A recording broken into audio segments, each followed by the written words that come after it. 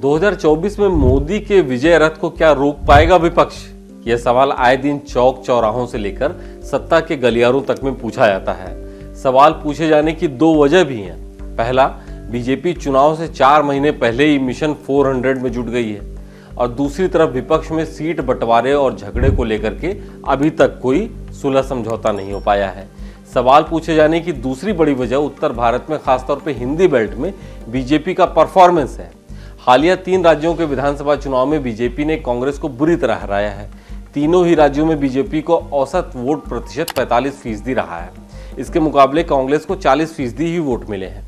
BJP ने 2024 में 50% vote लाने का लक्ष्य रखा है। एबीपी सी वोटर ओपिनियन पोल के आंकड़े भी बीजेपी के पक्ष में ही दिख रहे हैं। ओपिनियन पोल के इस आंकड़ों के मुताबिक अगर अभी चुनाव हुए तो बीजेपी को 295 से 335 सीटें मिल सकती हैं। इस ओपिनियन पोल में बीजेपी को अधिकतम 205 सीटें मिलने की संभावना जताई गई है। तो और क्या क्या है इस सर्वे में, क्या खास बात है इसमें? विपक्ष कैसे बिगाड़ सकता है बीजेपी का खेल? क्या ये गठबंधन रोक पाएगा मोदी की हैट्रिक? क्या कांग्रेस उठा पाएगी इस लड़ाई को पूरा करने का जिम्मा? ऐसी तमाम बातों को समझते हैं आज इस एक्सप्लेनर में। नमस्कार, मेरा नाम है अभिषेक पांडे।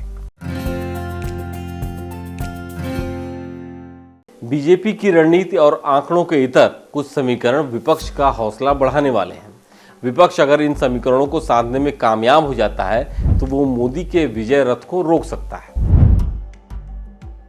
एनडीए में बीजेपी समेत 38 दल हैं, जिनके पास वर्तमान में लोकसभा की 332 सीटें हैं।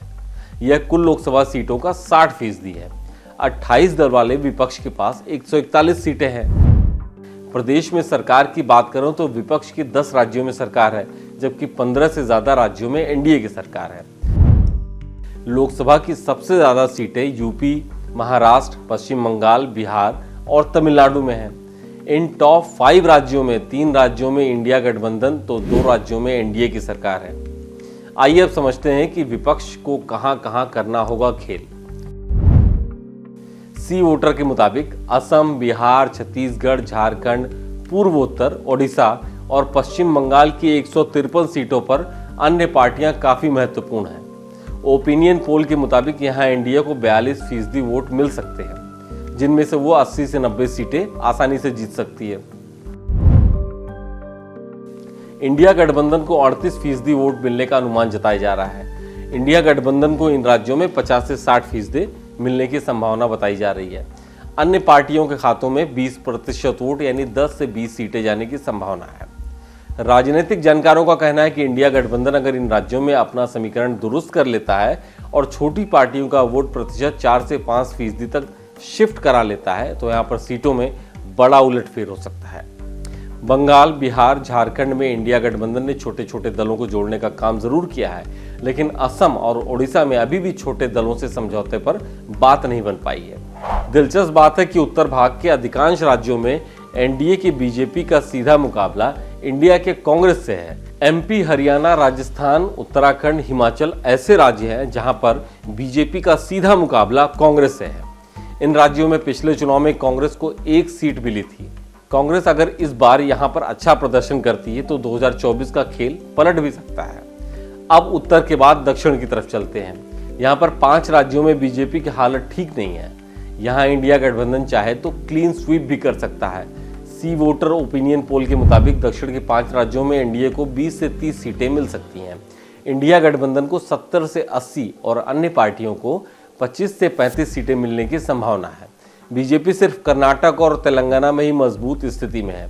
अगर कांग्रेस यहां पर मोर्चाबंदी करती है तो दक्षिण में बीजेपी को काफी नुकसान हो सकता है।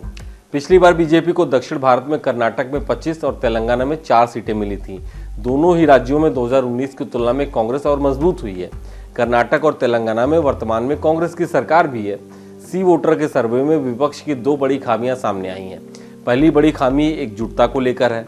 सर्वे में पूछा गया कि चुनाव तक विपक्षी गठबंधन इंडिया क्या एकजुट रह पाएगा, तो 50% लोगों ने नहीं में जवाब दिया और 37% लोगों ने हाँ में जवाब दिया है। जानकारों का मानना है कि हर मीटिंग के बाद कलह की खबरें जिस तरह सामने आती हैं, उससे जनता के बीच में गलत संदेश जाता है। दूसरी बड़ी खामी चेहरे को लेकर है। सर्वे में 34% लोगों ने राहुल गांधी को प्रधानमंत्री पद के लिए उपयुक्त चेहरा माना है, जबकि 13% लोगों ने सीएम अरविंद केजरीवाल को, 10% लोगों ने नीतीश कुमार और 9% लोगों ने ममता बनर्जी का नाम लिया है। विपक्ष को चुनाव से पहले इस विवाद को पूरी तरह सुलझाना होगा और सभी बड़े नेताओं को अपने समर्थकों को मजबूत संदेश भी देना होगा, तभी जाकर के कुछ बात बन सकती है। आज के इस एक्सप्लेनर में सिर्फ इतना ही। देश और दुनिया के तमाम खबरों को और ऐसे ही और जानकारी वाले वीडियोस को देखने के लिए आप फॉलो कीजिए डेली लाइन।